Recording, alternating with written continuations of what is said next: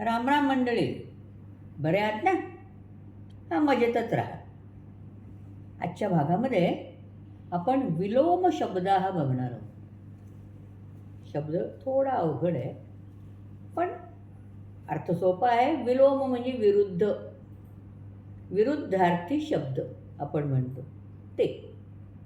काही उदाहरणं मी घेतलेली आहेत, त्याप्रमाणे आता आपण बघूया. पहिलं आहे उचित. उचित म्हणजे योग्य. त्याचे विरुद्ध संस्कृत शब्द आहे अनुचित, अयोग्य. पुढे आहे पुरतः. पुरतः म्हणजे पुढे, आणि त्याच्या विरुद्ध आहे पश्चात, पाठीमागे. नंतर तो शब्द आहे निम्न, म्हणजे खाली, खालच्या थराचा.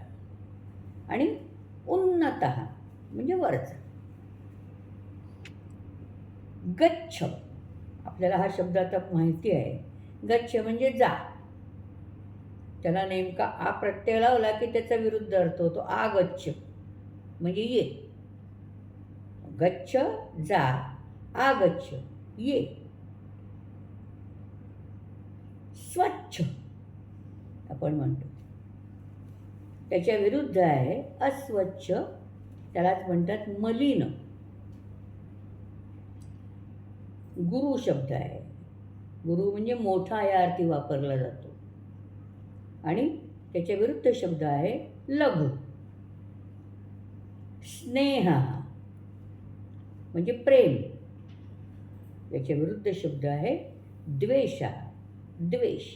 आपण मराठीतही यातले कित्येक शब्द वापरतो.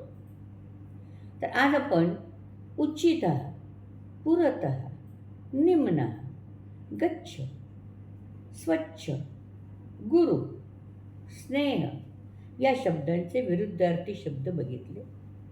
आज आपण इथेच थांबूया. पुढच्या भागामध्ये आपण दुसरा एखादा भाग घेऊया याचाच. तोपर्यंत नेहमीप्रमाणे माझ्या या वाहिनीला आपण लाईक, शेअर आणि सबस्क्राईब करालच, आणि आठवणीने कमेंटही द्यालच ही आशा बाळगते. आणि इथेच थांबते.